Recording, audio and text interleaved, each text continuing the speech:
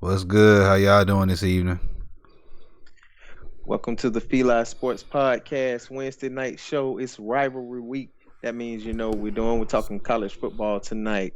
It's Coach Mario and my co-host Adon. What's going on, man? Not a doggone thing, man. Not a doggone thing. I'm upset right now, man. Like, well, I can't. Well, no, I'm not gonna get it out because I already predicted it already. I knew that if we were gonna win, the Braves were gonna win Monday. We was gonna end up losing Game 5. Look, history is never on our side. All right, and guys, for all the people who out there saying this city's cursed or this state cursed, chill out with all that. There's no curse. If that was a curse, Atlanta United would never won the MLS Cup last year. They would have never won the Champions Cup, and they never won the U.S. Open Cup. So y'all got to chill out. Like, the city's not cursed. It's just when you get in the playoffs, you got to stay aggressive. You got to play. You know, Game 4, we left all those guys on base, and we didn't even bring none of them home. All right. So, and the Cardinals, they're a team that if you give them momentum, you give them any momentum, they just go run away with it. Hence, 2011 World Series Game 6. Rangers almost was that close to winning the World Series. They was 1 out away from winning the World Series. David Freese, he had hit a frozen rope the right field.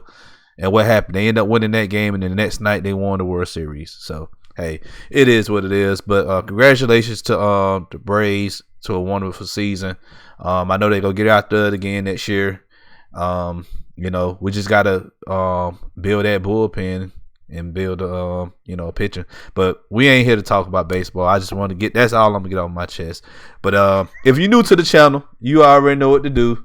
Hit that subscribe button, hit that like button, share this content out with other Georgia college sports fanatics, and hit us up in the comment section. As always, come holla at your hometown sports podcast. All right, we have a guest on the show tonight, the Comrade. Go ahead and introduce yourself, man. Tell everybody who you are. I am Michael Dabrowski, the Comrade. I am a co-host of the Rob and Comrade show, where we talk Gamecock and Clemson sports. Rob is the Clemson guy, and I am the Gamecock guy. And as you can imagine, it's not been easy to be the Gamecock guy on a podcast of a Gamecock Clemson guy, but I still managed to make Rob upset at times. But you had Rob on early in the year before the Georgia Tech game in Clemson. But and so we're here, big weekend for the Gamecocks, and trying to turn the ship around, so to speak. All right, so I got a question for you. So, I talked to Rob, your co-host. So, yes. Is it true you did play for the Gamecocks at one point, right? Okay, played is a strong word. I was on the roster. I was a scout team legend. Let's put it that way. Oh, okay. And I helped raise the team GPA. That was my job. Okay. Did you perform your job? I did well. I was on Dean's list. It takes everybody. It takes everybody. But I'm from New York originally, and so I don't really have a lot of the coming down here, the Gamecock scars, the Gamecock curse, as you guys call in Atlanta. Mm-hmm. And so the first game as a Gamecock that I was involved in was Between the Hedges, when Brandon Bennett went over the top, won the game. And so that was my introduction to really the Gamecock football. And I thought, man, this school just pulls out wins. That's what we do. And as I found out years later that's not quite what we do. But that was my first game, kind of on the Gamecocks. I was down there. I wasn't dressed out, but I was in the nice Gamecock swag they give you, and we watched a big upset over Georgia, and so that was kind of my introduction to Gamecock football. At that point, back 26 years ago now. Yeah, I kind of figured that with that last name Jabrisky, like that's not a South Carolina name at all. Not. That's not a Southern name.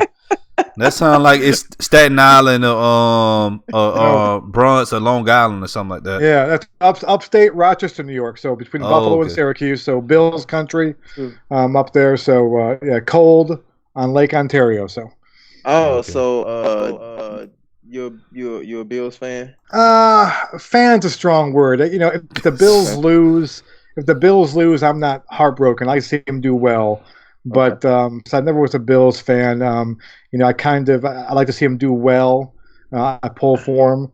I'm in the New York Giants. I kind of pull for a little bit too, but I really don't have one NFL team, that I pull for. I'm a huge diehard Red Sox fan in baseball, and I follow all Gamecock sports. So it's kind of Red Sox and Gamecocks. Well, the reason I was asking because I was going to ask, did you have any therapy techniques about getting over Super Bowls? That's what I was asking. Yeah, that's what I was asking. And I was in high school for the first two. And the Bills were so bad growing up, and I was a kid. When I was really younger, I did not think the Bills were in the actual NFL. And I remember the Bills played the Cowboys one time. I was like 11 years old, and I go, the Bills get to play the Cowboys? Like the Cowboys are going to play them? Like it didn't make sense because they were so bad in the 80s. And then they turned it around. Yeah, they turned around in the late 80s, and it was like surreal. Like in 1988 was kind of the first year the Braves, the Bills were actually like contenders, and then going to the Super Bowl, and they couldn't quite get over the hump. And I remember that they had played the Bengals in the AFC Championship game. Bengals 88, and 89 was a great sports talk year up in my hometown. They were called the Bickering Bills. They were predicted to win the division and go far, and they couldn't get along. Jim Kelly got stacked in the game against the Colts and got hurt, and he called out his lineman who missed the block, Howard Ballard. Just called him on the press conference. Says Howard Ballard's got a block, and the whole team, the line just turned on Kelly. It was like watching the scene in The Longest Yard, where they turned on the quarterback, and it was like they got to the playoffs again, lost to the Browns, I believe, but it was kind of a team that underachieved, and of course the following year they got to their first Super Bowl of 4. But it was an interesting time to be up there and see them turn things around. Of course, now hopefully they're kind of on their way back a little bit, trying to get back to that point, and played the Patriots tough a couple weeks ago. New quarterbacks, we'll see if they can kind of turn the corner. Okay. All right. So, appreciate it. We're going to run down the scores from last week, and then we'll get into the chat and to some South Carolina and UGA. All right, hold on for a second. I got something to say real quick. To all my Spotify people out there, my Google Play people, and Anchor, all our shows are up to date. You're welcome. The Dunn has took care of that today. You go on Spotify, you type in Forever I Love Atlanta Sports Podcast. All our shows are up there. So the last episode that we recorded on Sunday is up there. And tomorrow I will put this show into Spotify as well. So I have the software. Yes, I had to spend some of my money on this for you guys. You're welcome. All right. You can also find us on FILA_SP on Twitter. You can find us on Instagram, FILA Sports Podcast, and on Facebook at FILA Sports Podcast. Shouts out to Grant Park Print House as well for pretty much doing custom designs for t-shirts. Not only just our brand that we wear, but also other Atlanta sports teams. If you have an idea of a shirt that you want to be created or a coffee mug, just hit us up. Hit up Grant Park Print House. All right. All right. Last week in local college football, Georgia Tech took the L to North Carolina 38-22. They were actually pretty much getting drilled all game, and then they made it pretty interesting in the fourth quarter. Yeah, they had a good comeback. They did. UNC took offense too, because I don't know if you guys know, on third down now, Georgia Tech is doing, instead of it's third down, because I'm tired of every team does that. It's boring now. Georgia Tech does it's money down. UNC didn't like that. If you guys go check it out, UNC. Oh, I'm sorry. Before we move on, we guys talking about the Bills real quick, and you guys know the Bills, their pregame tailgate going and dive. If you guys didn't see the one from last Sunday where the dude knocked himself out, please go pull that up. I thought he died. I thought he died doing that. That's all I'm gonna say. Pull up the one from last Sunday. You saw it done. No, I ain't get a chance to see it. Yeah, pull up the one from last Sunday, dude. Just Twitter Bills Mafia. It'll come up like 400 times. All right. So Saturday, Georgia Tech will take on Duke at 12:30. That's on CHSS, and Tech is 1-4. And I still hadn't figured out what network CHSS is. That Charter? What is that? I have no idea. I don't know what it is. Yeah. But I know you can find it on ESPN Plus and ESPN3. I know one thing: Tech got to win this game. If they don't, they not. I don't think they bowl. They're not going to a bowl. Yeah. No. Hey, I was thinking like, hey, they could probably run the tables, but they ain't running no tables. I don't know about that. So yeah. Man, they ain't running tables unless they learn to DJ. Yeah. Georgia Southern, but it's expected. It was going to be tough for anybody to come in with that offense with the linemen. So it's going to be tough next year. He got to completely turn over the offense. That's a 3-4 year easy process. Easy. Yeah. Georgia Southern had action last Thursday. They won. It was a conference game. They beat South Alabama 20-17. They have a bye Saturday. They're right now sitting at 2-3, and I do think Georgia Southern will be able to climb to a bowl. Oh yeah. Georgia State won versus Arkansas State 52-38. Saturday take on Coastal Carolina on ESPN Plus. That's at 5 p.m. 3-2. Georgia State will get close to a bowl as well, but they're giving up way too many points. They have to fix the defense. They're giving up way too many points. You're not going to be able to give up 30 and 40 every week and continue to keep winning. Valdosta State, they took on Mississippi College. They won 42-17. Saturday, they have Delta State at 7 p.m. and Valdosta State is sitting at 5-0 right now. They're cooking. That Delta State game gonna be nice. I'm telling you, it's gonna be a good game right there. Yeah. So. Kennesaw State, they had a bye last week. Saturday, they take on Charleston Southern. ESPN 3 p.m. and Kennesaw State is at 4-1. That's a conference game. Pretty much all the games now we're playing a conference game. Morehouse got a win last Saturday. The house, 33-24 over Kentucky State. Saturday they take on Tuskegee in Columbus. That is a classic game. They play Columbus and we play Tuskegee in Columbus every year. I don't know why. Because when I was there, oh man, it was a massacre. They beat us like we stole something. Yeah, they're gonna beat y'all again too. That's a classic, and we was always trying to figure out who started this and why. Yeah. They go. Why do we keep doing this? Because it's halfway. Columbus is like halfway between Tuskegee and Atlanta. That's why. Yeah. It's like Georgia, Florida. They say Jacksonville is halfway, but I bet the difference. Okay. Yeah, no, I'm saying why do we have to pick a special place to get our behinds whooped? Because when that was there, Tuskegee was kicking out. But we did have a string where we were beating them as well now. So that's on ESPN3 as well. And Morehouse sitting at 2-3 now. Clark. 27-31. They lost to Miles. Saturday, they play Kentucky State, just the team that Morehouse just lost to. And that is at 1 p.m. No radio or TV for that one. Clark is sitting at 0-5. Got to get on the. You got to win some games to get on the radio. Well, Clark has a local radio. I wonder Clark has their own radio station on campus. They have a jazz and a rap station. I wonder they broadcast the game. They broadcast a halftime show. And the drums, they just doing it. Okay. Thanks for everybody who joined us in the chat right now. Who we got? That Georgia boy. Thanks. He's depressed. We all are, man. We got to stick together, man. And Trey's going here. Trey said y'all gonna hate me because I'm a Yankees fan, but I feel bad for the Braves. Where you from, Trey?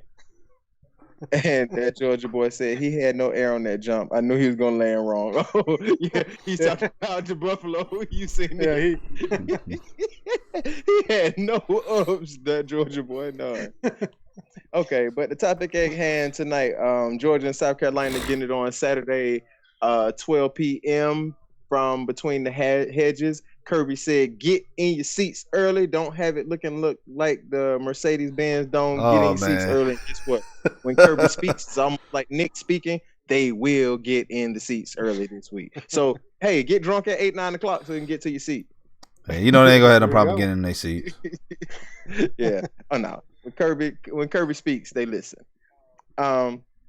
So the first topic that we have on for tonight is what's going on with Travis? The first topic we have on if you guys didn't know, Jake Bentley was a 3-year starter, right? Yep, 3-year starter. Yep. Went down. Jake Bentley got a shoulder, right? Foot. He tore that, whatever that muscle is. That the same thing Cam Newton's going through right now. Yeah, Jake Bentley had the surgery. I think Cam Newton is still waiting on whether that's surgery or not. But he had the surgery, and that puts you out. So plantar fasciitis, that crap. Yeah, I forgot the name. It's something in that midfoot that apparently once that kind of breaks or you need surgery, you're done for the year. So, fellas, it's that part of your foot that if you not that active and then you go play basketball, that little part in your arch of your foot that hurts. That's what that is. Yeah. And that brought you guys a true freshman. Well, no, he's a redshirt freshman, right? No, he's a true freshman. He got here early in January, but he's been longer. He didn't get here in August. So, but yeah, he's a true freshman. So tell us a little bit about Ryan Helinski. Is he the chosen one? Is he the one? That's what Gamecock fans hope. You know, the loss to the Tar Heels was demoralizing, and of course now we've seen the Tar Heels take Clemson down to the wire. But at the time, you know, Gamecock fans viewed the Tar Heel game as a guaranteed win, you know, and the loss was demoralizing. And you hate to cheer on an injury, but the fact was, Jake played horrible in that game, and the only thing that made the Tar Heel loss bearable was the fact that the news came that the true freshman was going to play for the rest of the year, and it gave Gamecock fans kind of a reset button, some hope that this kid would be the next coming. And the scary part was, well, what if he's not? What if he comes out and plays horrible? But he's played well. The Charleston Southern game, you know, you can't really say a whole lot. Played really well in that one. The Bama game, he played really well in. The Missouri game, he did not. And of course, the big issue is how healthy he is. He missed practice time before Missouri with a bad elbow. And it was his first road game. And he made some bad decisions. He did the infamous play where the ball got knocked back to his face, and he went to catch it or bat it, and he caught it, didn't bat it, turned into a touchdown. But, you know, the one thing with Bentley that struggled with is at times he would look like he was a top-tier SEC quarterback. All the talent, all the throws. You watched him against the Clemson game last year. He looked unreal. At other times, he just looked horrible. He looked like he had no confidence. He would throw off his back foot. He would try to aim the ball, and he would, you know, underthrow people. And so far, Helinski looks like he's not trigger shy. Where Bentley looked like that times, he'd be like, oh, man, he's open. Let me make sure I don't overthrow him. And Helinski looks like he's kind of got that Phillip Rivers throwing release a little bit, real quick, kind of 3/4. He throws it in tight windows. The Bama game, he looked like he's been playing his whole life. I mean, he didn't look rattled or any of that thing. So a lot of good signs, but it's early, you know. And Bentley had some good games as a freshman as well, and he wasn't quite what he turned out to be. So we'll see. But the Gamecock fans all the hope. We have a quarterback coming in next year as well, who we like, Luke Doty. So the quarterback spot is going to be pretty good for the Gamecocks for the next few years, and that's always a really good thing to have. Well, while you brought up the fan base, and I guess that's a good segue into my next question. Is the fan base sold on Muschamp? Oh man, social media, you would think that everyone wants him fired, you know, and that's not a good barometer. I think there are 3 categories of Gamecock fans on Muschamp right now. The first category is the people that never wanted him hired. The idea was he couldn't win at Florida. How in the hell is he going to win at Carolina? There's those people. And so they were dead set on hiring him, and so they wanted him fired after going 6-7 the first year, which I think was his best coaching job he's ever done. Taking that team that he had to a bowl game is the best coaching job he's done yet. The second category of people are the people that, you know, he got hired, okay, I'm on board, let's see how he does. And now they're kind of like, you know what, I don't think this is going to work. I don't want him fired right now because it's not realistically with the money we have to pay him. 2, it's his 4th year, and that's probably too short. But yeah, inevitable, he's probably not going to be here past 2 more years. There's those people. The third group is what I'm in, and Rob, my co-host, he makes fun of me about this now.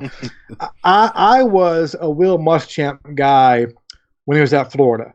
When the whole Spurrier thing was going down, when we're in that transition phase and Spurrier's talking about when he's going to retire and Muschamp got fired, I told people, man, it's too bad the timing wasn't better because I really think that Muschamp is going to be successful in his next job.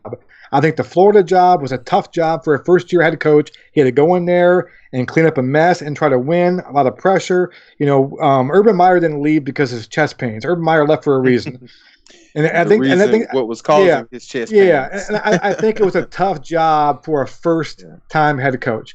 And so I really felt, man, it's a shame that we're not going to get him because the timing won't work out. Because I think his next job, he's be successful. I mean, he was a sought-after coach at Texas, and the key he was Kirby Smart basically, the key assistant. Nick Saban protege.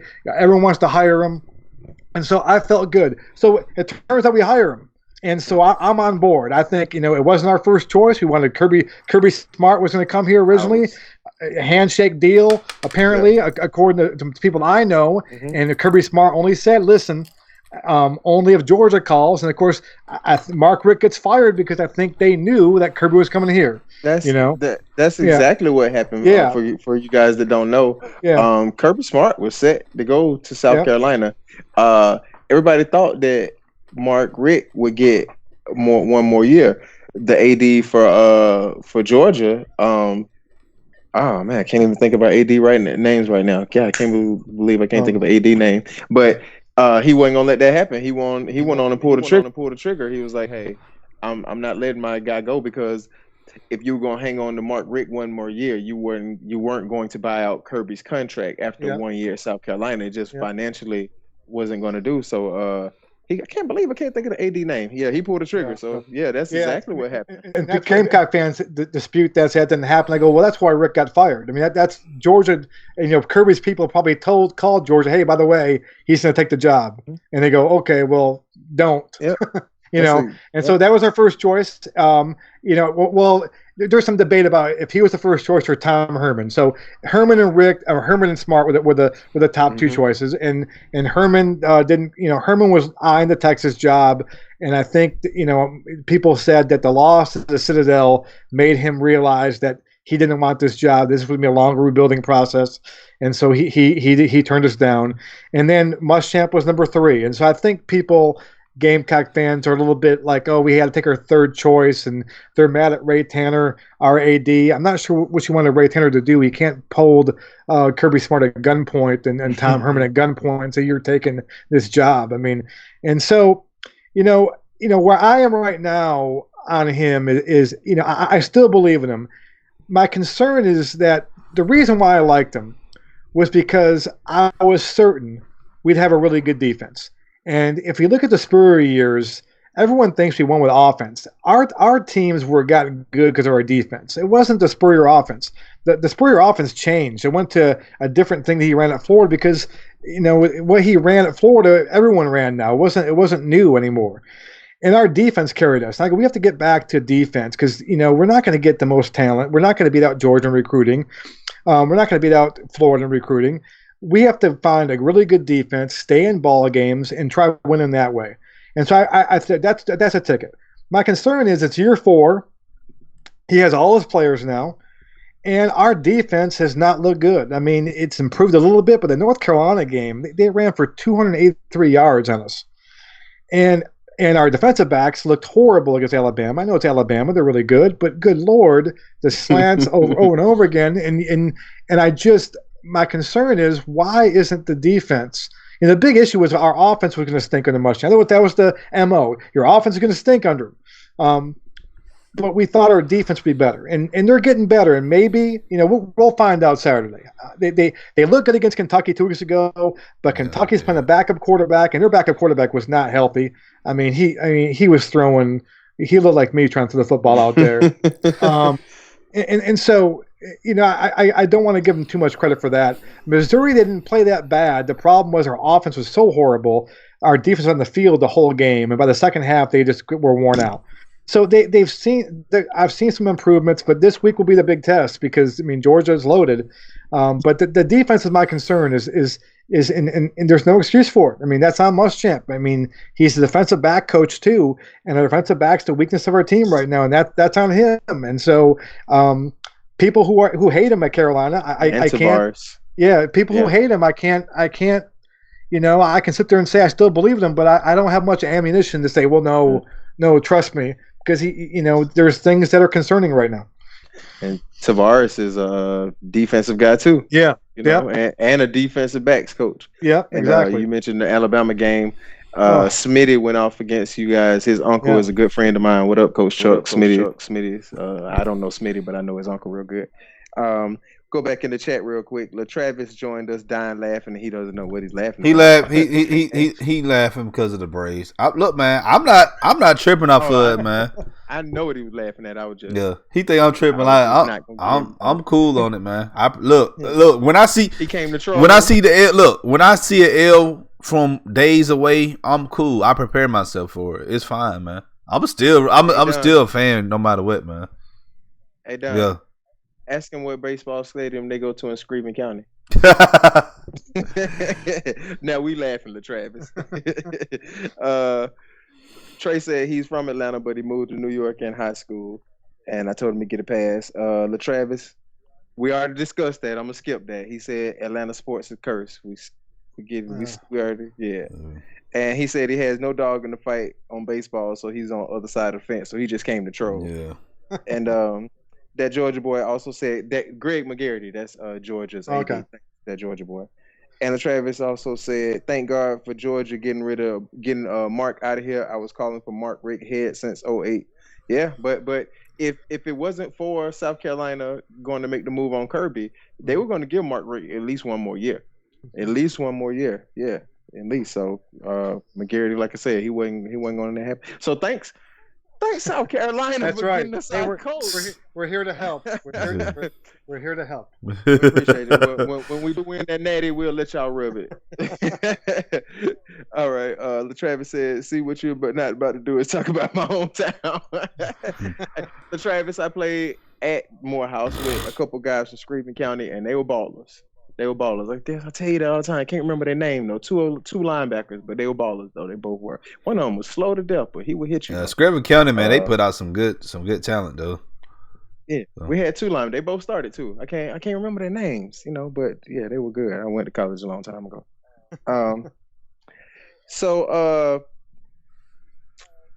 Okay, so we get more into the actual game. No secret that Georgia wants to run the football. We got DeAndre, we got Swifty averaging just about 7, and Brian Harrion is averaging over 6 yards a carry too. So nobody's talking about that. We know Georgia's gonna come in. Kirby period is gonna run the ball, and especially with the running backs we have. The guys are no secrets of what they like to do. They run similar systems. They're friends. They know each other what they're going to do. How is South Carolina planning on slowing down the running game, and what does South Carolina have to do to win the game? Well, win the game. Before the season began, I thought the Gamecocks were going to have a good season, but this is the game I kind of circled as the game that I didn't think we had a shot to win. I think this game was more out of reach than the Clemson game or the Bama games, because the Clemson game and Bama game we have home. And plus, Georgia's my pick, and I'm not trying to kiss up, but I preseason I picked Georgia to win it all. I think they were the best team, and so this is kind of the game where I had circled where we probably didn't have a chance. And of course, now after watching the Gamecocks play, I'm real concerned. They have to play a perfect game, and they have to. And it's been a weird season. We played 5 games so far, and this Gamecock team, you still don't know what they are. It's been a weird season. The Tar Heel game, we didn't know what that was, and they played Clemson. Well, maybe they're not that bad. And then the Missouri game was goofy. We gave up 14 points, this gift wrapped to them. And then the Kentucky game, their backup quarterback's hurt playing. We can't get agreed. Bama's Bama. We did it. We ran the ball against Bama. I think the key is our best weapon right now is our 2 running backs. We got Rico Dowdle, who has played unreal. Because Tavian Feaster's here is amazing. Rico's kind of hit his peak now. I think he's been pushed. I think in the past it was his job, and he knew it was his job, and so he went out there and played like he was securing his job. Feaster comes here, and all of a sudden he's in the best shape of his life. He's not getting hurt, and he's running with an extra gear. I think the best thing to do is we got to stick to the run. Even if it's not working early on, we can't abandon it, and we got to stick to the run. Hope that Feaster or Dowd will break some big plays. We're not going to be able to drive the ball on Georgia. We got to hope for some big plays, and we got to do like little things. Our special team's been horrible. We don't catch the punt. The Missouri game, I'm convinced that the first in the Missouri game we stopped them 3-and-out. They punt the ball to us. Brian Edwards lets the ball hit the 30-yard line. It kicks back to the 2-yard line. The rest of the day, we started every drive instead of the 10-yard line. I'm convinced he catches that ball right there, the 3-and-out. The whole game is different. So little things like that we do. We're not good enough to do little things like that. So perfect game that way. My concern with George, as you mentioned, is the running game. I think the Gamecocks hang around with him for a little bit in the first half. The issue is I think the time of possession is going to be a killer. And I think by the second half, I think, George is going to wear us out to the point that they're going to be gashing us and pull away. I just don't see how we can stay in the field, our offense that long. And I don't see how we're going to stop Georgia on third down. Jacob Fromm's completing 80% of his passes right now. And our secondary is horrible. The running game, I just don't see how we're stopping you on third down. If I'm Carolina, I am being aggressive on defense. I'm not playing the bend, don't break stuff. I'm blitzing. I'm run blitzing, hoping you make a play. Someone comes in, gets a fumble, gets a pick six, and do something. Do something to maybe get Georgia kind of on their heels a little bit. But balls to the wall. I think playing the bend, don't break. You're just gonna. I think you go out there. You got to score touchdowns, not field goals. Inside the 15-yard line and fourth down, I see you go for it. I mean, I think the Gamecocks need to do something like that. So very unlikely, but you never know. You never know. I think it's been a weird week. Gamecock fans are not really excited about this week. It's like they're looking past this week. It's like they know it's a weird. It's really strange because Georgia's kind of a big. It's always been a big game for us, and we look forward to it. Them in Clemson. It's kind of like there's no real vibe to it. Everyone's kind of looking forward to Florida next week because I think a lot of people think we can beat Florida next week, and that game may save our season. And they're kind of chalking this game up as an L, and just going let's get past this game and hope no one gets hurt. Okay, and just get to Florida and beat them, and maybe start a little run, beat Tennessee and Vanderbilt and App State, and get us to a bowl game. But it's kind of a weird week because there's not much talk about that. It's kind of already been chalked up as a loss to our fan base, and so it's kind of a strange week. All right, we got we're coming up to our chat question of the night. We're gonna don't do predictions and. You want to do the prediction first? Well, I'm just letting everybody know in the chat. Go ahead and shoot your predictions for the game so we can go ahead and share it on the show. Yep. And also, you guys can put your answer to this question here. Little controversy. I don't gonna know if you guys know. USC, the USC name. Southern USC, the Trojans of Southern California, take offense to South Carolina calling themselves USC. And I have to admit, me and Don had this discussion earlier. When you say USC, I'm sorry, I think of Trojans first. I'm sorry, I'm not trying to be funny. When you say USC, the first thing I think of Trojans. So guys in the chat, when you say USC, what's the first school you think of? And so I wanted to ask you, and it's even more interesting now that I know that you're not originally from Carolina, you're from New York. USC. Is it you guys? Do Carolina fans even care? No, they don't. In this background story, I'm from New York, so USC to me is the Trojans as well, and I don't really call them USC down here either.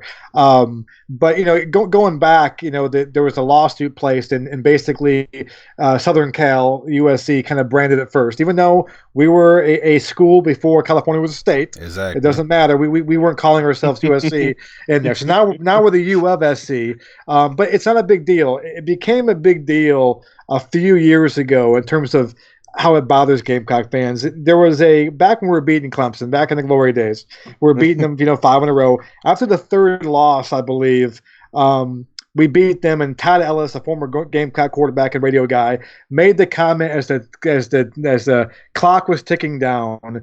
He said, "Well, Steve Spurrier said we're not Alabama and we're not LSU yet." And, okay, that was Spurrier's quote, but then Todd Ellis added, "But you know what? We sure ain't Clemson." That was his kind of sign-off thing. Well, so Dabo pretended it was a quote from Spurrier, which it wasn't. Spurrier's quote in that week was, "We're not quite Bama or LSU yet, but we're getting there."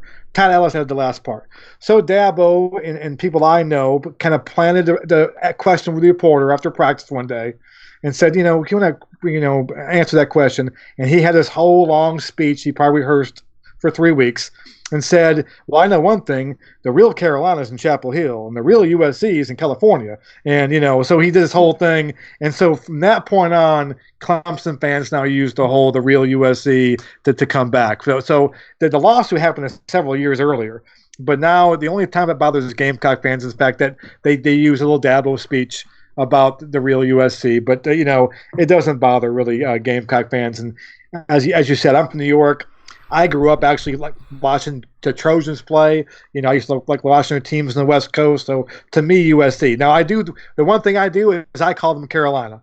Okay, and that makes Tar Heel fans mad, which is one reason I do that for. I do it mainly to piss off Tar Heel fans. But okay. I refer to them as Carolina. Where'd you go to school? I went to Carolina. And and here in Columbia, you know what I mean. Now if I go up to North Carolina, they'd say, but yeah. So exactly. I call them Carolina. To me, they're Carolina. Okay. Cool. Yeah. So here's my take. When I think of USC, I think of the Trojans. All right, but I'm thinking like the conversation I had with Coach earlier today. Now, when you think of Southern people that grew up SEC people. All right, and my family is SEC, ACC like bred, so they think of when they say USC, they think of South Carolina. You have some people that think that way in the SEC, all right, but I know USC that's Southern California, so. Well, yeah, and people down here I don't say it, but people down here if you ask them where you went to school, they'll say I went to USC. And you just know what they mean. Like they're not talking, And so, so they use it down here. So I guess that's where you're from. I'm sure if I grew up down here, I probably would say, oh, the USC is, is this, especially now because Southern Cal has not been relevant here in a while. They've kind of lost that, So when I grew up in New York, I mean, they were relevant, and they were relevant for a while. So to me, USC was, running back and all those great running backs and all that stuff. So I guess it's perspective on where you grew up and when you grew up, and all that stuff too. So, Comrade, I have to let you know that you and I are some of the elder statesmen in our podcast. Most of the people are a little younger than us, so they'll remember the Pete Carroll USC, but they wouldn't remember John Robinson, Marcus Allen, Rodney Pete. I remember Rodney Pete. Yeah. I used to love Rodney Pete. They know Rodney Pete is married to that pretty lady. Yes. Holla Robinson Pete. She played on Hang with Mr. Cooper. I remember. Yeah. I know her name, but people don't know her name. People just know, the one who married to that lady. Yeah, he was a great college quarterback. He had a great underrated NFL career. Long career in the NFL, playing for the Eagles and the Lions. Detroit. Yep. I think he played for the Cowboys a little bit too. I think, but so he played for he played for the Panthers too. Yep. He was backup, wasn't he? Yep, he was backup. Yep. Under Jay DeLone. Yep. Sure, homie. Okay, we're gonna go into the chat real quick one final time, read the predictions, and then we'll give our 3 predictions. I-20 Eric did join us. Thanks, Eric. He came in and he said Georgia has only allowed one team 100 yards rushing this year. They have 35 tackles for loss this year. All of last year they just had 54. I still think we need to get stronger up front when we talk about making that deep run or national championship run, Eric. We're inexperienced on the D-line. We're really inexperienced on the defense, period, really. We have some young talent. We're talented, but as far as experience, we don't have a ton of experience. When you look at Clemson and Alabama, you look at those defenses, you remember those guys, but go back and look at when Alabama's won championships, when Clemson had won championships. Those guys were 2- and 3-year starters, mostly. So you go back and look. So we're a little inexperienced there. Ton of talent though, Eric. We know that. JF joined us. What's going on, JF? He said he really doesn't want to talk about sports the rest of the day, but I'm gonna push through the stream. Yeah, we got that out the way early, JF. Yeah, it's gonna be all right, man. We just got to band together, man. Yep. Trav said he's not going to give a score, but he expects Georgia to win by 3 touchdowns. JF says he thinks of the Trojans when someone says USC, but whenever he talks about Carolina, he just says SC. Okay. Yeah. And Travis also said he thinks of the Trojans. That Georgia boy said he has UGA 48-20. Last I looked, you guys too, the spread was 25. I didn't check today. Yesterday, it's still at 25. Opened at 24, and it's like 25 now. Yes. Okay.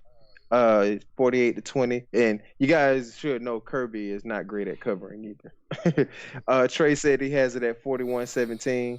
That Georgia boy said he thinks the Trojans as well, and Trey said they should play a game each year. Whoever wins is the real USC. They can create a cross. Man, but like Comrade was saying, I don't think South Carolina cares. Clemson trolled, and when it came up, Southern Cal. But let's be honest, man. Southern Cal, USC, whatever. They don't want this SEC work, man. They don't want that. They don't want that work. Not right now. Now it was Pete Carroll days. Yeah, they want all the smoke then, but right now, nah. I have to be. I used to be a conference homer. I used to be an SEC guy.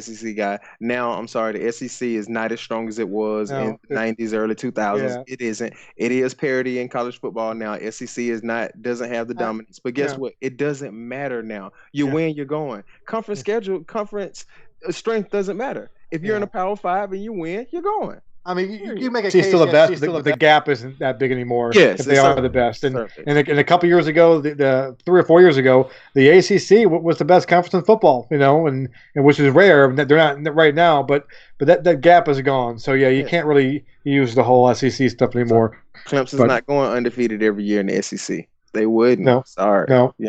Yeah. LaTravis said that's a good idea on the games, and. You got a little smoke. He said, JF said you didn't just say USC is RBU. UGA is RBU now. JF, he don't really know all the good players and what came out of USC, man. Yeah, O.J. Simpson began it. The guy Marcus Allen. Yeah. As a matter of fact, JF, I don't know if you've ever looked. It's a great documentary out there about back when Alabama played USC back in the whatever year it was, and back then, that's basically what led Bear Bryant to start recruiting black players, JF, because USC had was it Bam Cunningham? I think so. Bam Cunningham. Yeah. You don't know about him? Look him up. Patriots, yeah. Sam Bam Cunningham, and he played for USC, and he came and ran through all Alabama. And Bear Bryant said, "Hey, I think we could start getting some of those guys now." That was great. He had great footage of a game in Yankee Stadium between two HBCUs, but really great footage, and all the great players that played. Gambling and those things, and of course, the sad part of the integration was the fact that those schools. We no longer had the same talent now because now you're going to the other schools because they're letting black players play in there. But that was a really good documentary. A lot of stuff I learned I didn't know. Yes. So if you never seen that or checked it out, go check out Sam Bam Cunningham. So my prediction, I think I'm going with the 41-17, like Trey. And I was pretty close last week. Me and that Georgia boy, we were real close in our predictions last week. But I'm gonna go with the 41-17.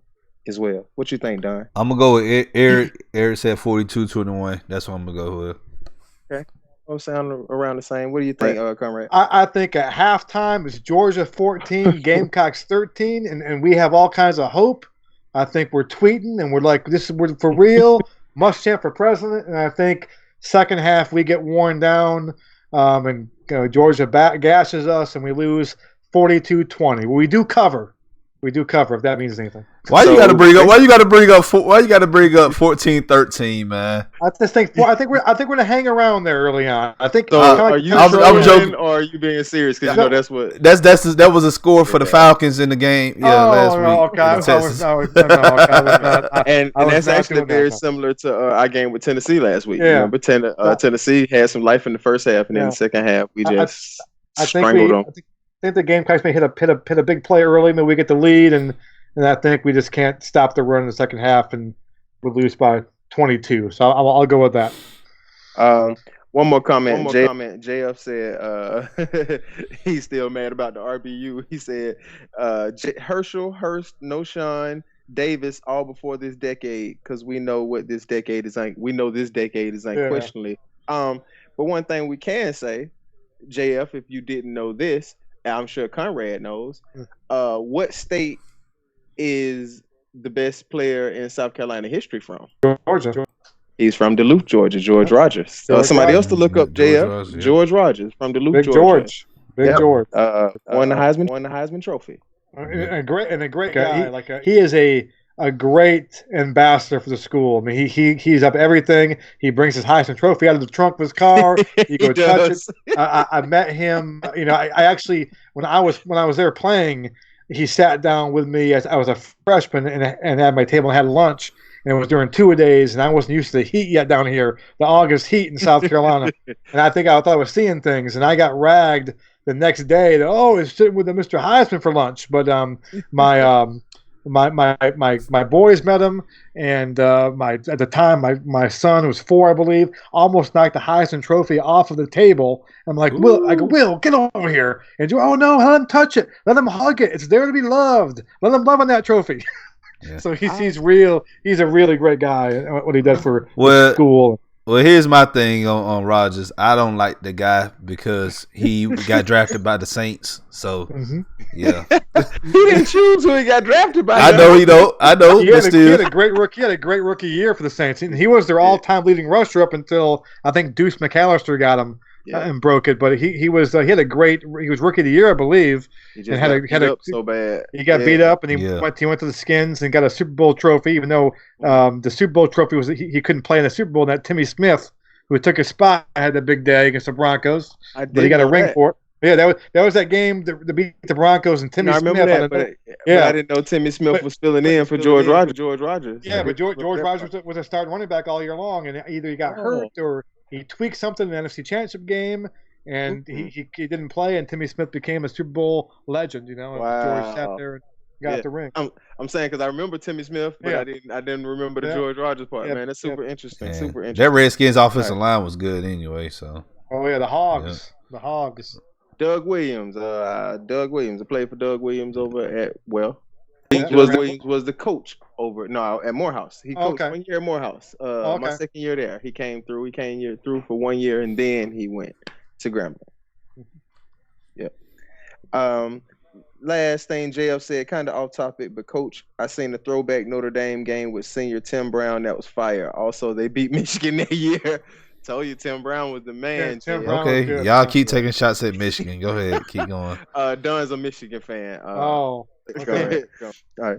But thanks everybody in the chat for joining us. Thanks my co-host for Don. He's the master behind now. The Comrade. I went to IT school, but I could barely turn on the computer now. Don hooks all of this up. He does all of this. He's the man. Thank him I have to thank him every show because I don't know how to do none of this crap. And thank you for joining us as well. And let them know one more time where they can check you out at, and if you got anything to plug. Twitter, you can find me at the Pesky Poll, and the podcast is the Robin Comrade Show. You can find us on iTunes, Podbean, all those things, and we just go back and forth arguing Clemson and Carolina, and we do all sports: basketball, baseball, football. All through the year, we're both big baseball schools and college baseball schools. Yes. We talked that a lot during the spring. And basketball as well. So we have a show tonight. We do Wednesdays and Sundays. So I'm going to get off here and hop on with him, and we'll do our show, and we do our picks for the week. We pick 5 games every week, and we do picks against the spread, and we compete against each other and things like that. So it's a fun show. So check us out for sure. All right. Who's up this year? He's up right now, Okay. but I'm 3 back, and we have a big contest with all our listeners in this contest, like 50 people, and so I'm like in 4th place, I believe, right now. But it's early. It's really early. Okay. All right, Don, you got anything? All right. Pretty much nothing right now. Like I said, like our Spotify and Google Play, everything's up to date now. This show will air tomorrow. Well, it aired live on our YouTube channel, but it aired on Spotify tomorrow evening. I'll upload it tomorrow. But everybody in the chat who joined us, appreciate y'all joining us tonight. I know a lot of y'all are down. This is pretty much, we normally have more people in the chat, but I know it's a lot going on. Braves just lost. Then the Hawks, they playing the preseason game right now against the Magic. It's a lot. So, but yeah, I appreciate y'all coming in. We'll be back this Sunday. We'll pretty much review the first week of the Hawks preseason. So we'll be talking about that this Sunday. So if you're new to the channel, you already know what to do. Hit that subscribe button, hit that like button, share this content out with other Georgia college sports fanatics, and also hit us up in the comment section. Thank you, Comrade, for joining us, man. We appreciate it. Thanks for having me. It was great. All right, no problem. Yeah. You guys, go ahead. I'm sorry, real quick. App State and Louisiana is on right now, you guys. This is actually a very good game. 2 good games going. So if you college football buff like me, I'm about to get all in this game. It's a very good game, 7-7. But now go ahead. Don. All right, Trey, he said asked if we will get on Apple Podcasts, man. One day we will, man. I got to look at how we can get on there. Like, I got to research that. Cause you gotta be well known to get on Apple. Like, you gotta be well known, and we getting there. So once we get popular on Spotify, I think the next step is Apple Podcasts. So just waiting on it. But appreciate y'all joining us and supporting us. We really appreciate that. As always, come holla at your hometown sports podcast. All right, y'all have a great week. Y'all enjoy y'all weekend, and we'll be back Sunday with the halftime show for the game versus the Falcons and Cardinals, and then we'll also be back Sunday evening talking about the Hawks. Y'all have a great week. See y'all later. Tell them boys play time's up. Tell them put the house on me. They can put the house on me. Tell them put the house on me. Tell them boys play time's up. Tell them put the house on me. They can put the house on me. Tell them put the house on me. Tell them boys play time's up. Tell them put the house on me. They can put the house on me. Tell them put the house on me. Tell them boys play time's up. Tell them put the house on me. They can put the house on me. Tell them put the house on me.